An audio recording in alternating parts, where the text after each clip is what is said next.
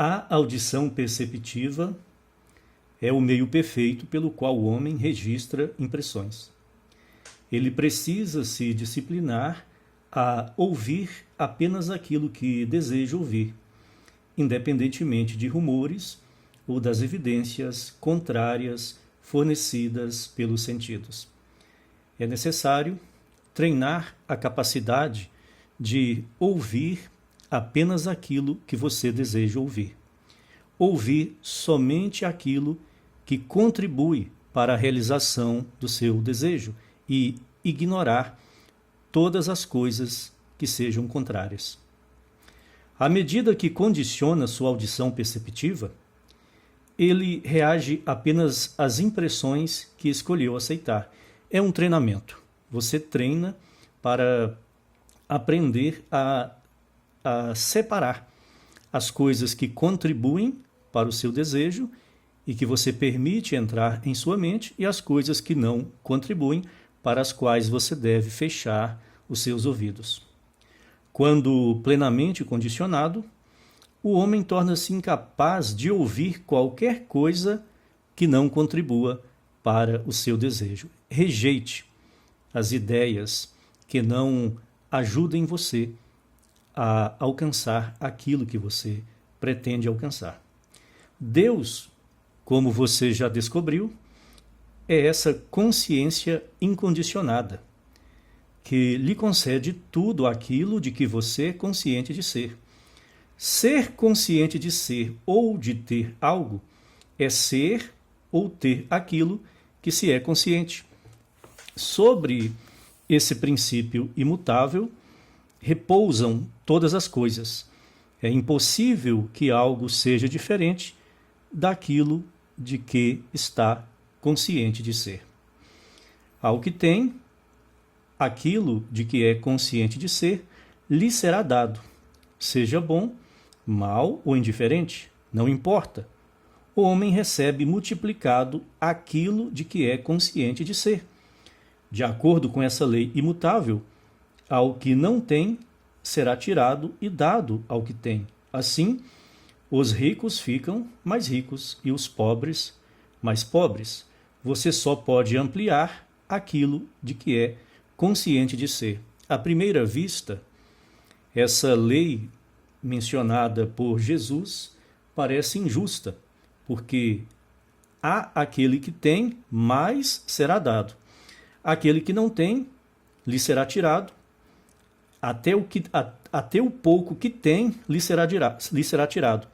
Isso parece injusto, mas a partir do momento que você compreende que está falando do estado de consciência, então se torna óbvio que a lei não é injusta. O estado de consciência produz mais daquilo que você é consciente de ser. Se o seu estado de consciência é negativo, você produz mais coisas negativas. Se é positivo, produz mais coisas positivas. Ao que tem um estado de consciência positivo, mais coisas positivas e boas lhe serão dadas. Mas ao que tem um estado de consciência negativo, perderá as coisas boas que tinha e receberá coisas negativas. O que tem, o pouco que tem, lhe é tirado. Todas as coisas gravitam em direção à consciência com a qual estão em sintonia. A consciência é como um centro de atração que atrai, puxa para si as coisas com as quais tem semelhança. Da mesma forma, todas se afastam da consciência com a qual não estão em harmonia. Se a riqueza do mundo fosse dividida igualmente entre todos os homens, em pouco tempo essa divisão voltaria a ser tão desigual quanto antes. A riqueza encontraria novamente o caminho de volta aos bolsos daqueles de quem foi retirada, porque o estado atual do mundo se deve ao estado de consciência das pessoas que vivem no mundo. Dividir a riqueza de forma artificial, por imposição de governo ou de algum sistema político, em pouco tempo a riqueza volta para as mãos de quem ela foi tirada, porque o estado de consciência de cada pessoa não mudou e, em pouco tempo, esse estado de consciência reproduzirá novamente as condições antigas. Em vez de se juntar ao coro dos que não têm e insistem em destruir os que têm, reconheça essa lei imutável da expressão. Defina-se conscientemente como aquilo que deseja ser. Compreenda que a causa da desigualdade entre as pessoas, em grande parte, se deve ao estado de consciência sustentado por cada um. Não adianta entregar riqueza de forma artificial a quem tem um estado de consciência que produz pobreza. Ele gastará toda a riqueza que lhe foi dada e voltará a seu estado natural. Uma vez definido e estabelecida a sua afirmação consciente, permaneça nessa confiança até que a recompensa se manifeste. Assim como o dia sucede à noite, qualquer atributo conscientemente assumido acabará se expressando. Neville Goddard diz para termos uma confiança na lei, tal qual temos confiança de que o sol se põe, vem a noite e na manhã seguinte o sol nasce. É o funcionamento natural da natureza. A lei da Assunção também é tão natural quanto o se pôr e o nascer do sol. Desse modo, aquilo que para o mundo ortodoxo adormecido parece uma lei cruel e injusta, torna-se para o esclarecido uma das declarações mais justas e misericordiosas da verdade. Ao que tem, mais lhe será dado, e ao que não tem, até o pouco que tem lhe será tirado. Esta lei é perfeitamente justa, porque está se referindo àquilo que é criado pelo estado de consciência. Não vim para destruir, mas para cumprir. Nada é realmente destruído. Toda destruição aparente é resultado de uma mudança de consciência. A consciência sempre preenche plenamente o estado em que habita. O estado do qual a consciência se retira parece, para aqueles que desconhecem essa lei, algo destruído. No entanto, isso é apenas uma preparação para um novo estado de consciência. Quando o estado de consciência é retirado, quando a atenção é retirada de algo e direcionada para um novo estado de consciência, aquilo do qual a atenção foi retirada começa a morrer, a se dissolver. E, olhando de fora, parece algo ruim, mas, na verdade, é apenas a preparação para o nascimento de um novo estado. Reivindique para si aquilo que deseja ver plenamente realizado. Nada é destruído, tudo é cumprido. Ao que tem, mais lhe será dado. Então tenha você um estado de consciência positivo, bom, benéfico, para que coisas desta sorte lhe sejam acrescentadas. Capítulo 11. O Natal. Eis que a Virgem conceberá e dará à luz um filho, e ele será chamado pelo nome de Emanuel, que traduzido é Deus conosco. Mateus 1, 23. Uma das afirmações mais controversas do Novo Testamento diz respeito à concepção virginal e ao subsequente nascimento de Jesus. Uma concepção da qual o homem não participou. Está registrado que uma virgem concebeu um filho sem o auxílio de homem algum e, depois, de forma secreta e sem esforço, deu à luz aquilo que concebera. Esse é o fundamento sobre o qual repousa todo o cristianismo. O mundo cristão é convidado a acreditar nessa história, pois o homem precisa crer no inacreditável para expressar plenamente a grandeza que ele é. Do ponto de vista científico, o homem pode se sentir inclinado a descartar toda a Bíblia como inverídica, pois a razão não lhe permite aceitar a possibilidade fisiológica do nascimento virginal. Contudo, a Bíblia é uma mensagem da alma e precisa ser interpretada psicologicamente para que seu verdadeiro simbolismo seja compreendido. Essa maneira de falar que o Neville Goddard adota, o que chamamos de hipérbole pedagógica, exagera um conceito e dá a entender que ele próprio não acredita na historicidade do texto bíblico. Mas sabemos que não é assim.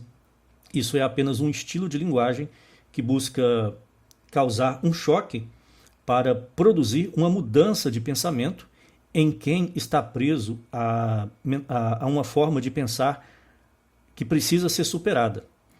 De fato, se pensarmos do ponto de vista científico, que uma mulher fique grávida sem haver tido relacionamento com homem algum, é algo cientificamente impossível, mas não podemos esquecer que toda a ciência que existe neste universo opera dentro das regras do universo.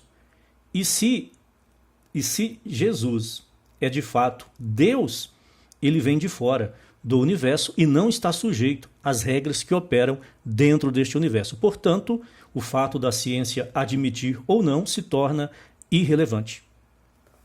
Essa história deve ser vista como um drama psicológico, mas Neville Goddard propõe que seja feita uma interpretação psicológica dessa história. Essa história deve ser vista como um drama psicológico e não como uma afirmação literal de fato físico. Aqui está a hipérbole pedagógica, porque da forma que ele fala, parece que ele está descartando a historicidade. Mas sabemos que Neville Goddard estudava a Bíblia, ele tinha muitas Bíblias de diferentes traduções. Ele estudava comentários bíblicos e estudava enciclopédias bíblicas. Ele sabia da historicidade do texto, mas ele decidiu adotar essa linguagem enfática que faz parecer que ele não acredita, com a intenção de chocar e dessa forma ajudar o seu ouvinte a quebrar os padrões de pensamento antigo. Ao fazê-lo, o homem descobre que a Bíblia se baseia numa lei que, quando aplicada a si mesmo, resulta numa expressão manifestada que ultrapassa seus mais ousados sonhos de realização. Para aplicar essa lei da autoexpressão, o homem precisa ser educado na crença e disciplinado a se firmar na plataforma de que todas as coisas são possíveis para Deus. A interpretação psicológica da Bíblia permite que o homem seja treinado na crença de que todas as coisas são possíveis para Deus e que Deus é a própria consciência do homem, logo, todas as coisas são possíveis para o homem quando crê. As datas mais marcantes do Novo Testamento, o nascimento, a morte e a ressurreição de Jesus, foram estabelecidas de modo a coincidir com determinados fenômenos astronômicos. Os místicos que registraram essa história observaram que, em certas épocas do ano, mudanças benéficas na Terra coincidem com mudanças astronômicas no céu. Astronômicas nos céus. De fato, as datas para as festas estabelecidas pela Igreja coincidem com certas datas, de fenômenos astronômicos, mas isso foi feito porque a Igreja queria assimilar a cultura anterior e integrá-la dentro do cristianismo. Ao escrever esse drama psicológico, eles personificaram a história da alma como a biografia do homem. Usando estas transformações cósmicas, marcaram o nascimento e a ressurreição de Jesus para transmitir que as mesmas mudanças benéficas ocorrem psicologicamente na consciência do homem quando ele segue a lei. Mesmo para aqueles que não a compreendem plenamente, a história do Natal é uma das mais belas já contadas. Quando revelada à luz de seu simbolismo místico, ela se mostra como o verdadeiro nascimento de toda manifestação no mundo. Esse nascimento virginal é registrado como tendo ocorrido em 25 de dezembro, ou como celebram certas sociedades secretas, na véspera de Natal, à meia-noite do dia 24 de dezembro. Os místicos estabeleceram essa data para marcar o nascimento de Jesus por estar em harmonia com os grandes benefícios terrestres simbolizados por essa mudança astronômica. Essas mudanças astronômicas que Neville Goddard se refere aqui são observadas a partir do hemisfério norte. Aqui para nós, no hemisfério sul, isso quase não tem nenhum sentido. As observações astronômicas que levaram os autores desse drama a utilizar essas datas foram feitas no hemisfério norte. Para nós aqui no hemisfério sul seria tudo invertido. Portanto, do ponto de vista astronômico, o oposto seria observado nas latitudes do hemisfério sul. No entanto, essa história foi registrada no norte e assim baseia-se nas observações desse hemisfério. Desde cedo, o homem percebeu que o Sol desempenha um papel fundamental em sua vida e que, sem ele, a vida física como a conhecia não poderia existir. De fato, toda a nutrição para a vida orgânica no planeta Terra, em última análise, é energia solar, né? Nós nos alimentamos de energia solar. Toda a vida orgânica no planeta se alimenta de energia solar, que as plantas e as algas realizam a fotossíntese e a partir daí todos os seres vão se alimentar, um se alimentando do outro. Mas a energia inicial que permite a existência da vida orgânica é sempre a energia que vem do Sol. O Sol é que nutre toda a vida orgânica. Por isso, as datas mais importantes da vida de Jesus foram associadas à posição do Sol vista da Terra nas latitudes do hemisfério norte. Após atingir seu ponto mais alto no céu em junho, o Sol passa a mover-se gradualmente para o sul, levando consigo a vitalidade do mundo vegetal, de modo que, em dezembro, quase toda a natureza parece adormecida. Se o Sol continuasse a mover-se para o sul, toda a natureza entraria num estado de morte devido ao rigor do inverno. No entanto, em 25 de dezembro, o Sol inicia seu grande movimento em direção ao norte, trazendo consigo a promessa de salvação e de nova vida para o mundo. A cada dia, à medida que o Sol se eleva mais no céu, o homem ganha confiança de que será salvo da morte pelo frio e pela escassez, pois sabe que, ao mover-se para o norte e cruzar o Equador, toda a natureza ressurgirá, ressuscitando de seu longo sono de inverno. Então, por comparação a esses fenômenos astronômicos relacionados ao Sol, é que a data do nascimento de Jesus foi escolhida para 25 de dezembro, embora ele não tenha nascido nessa data.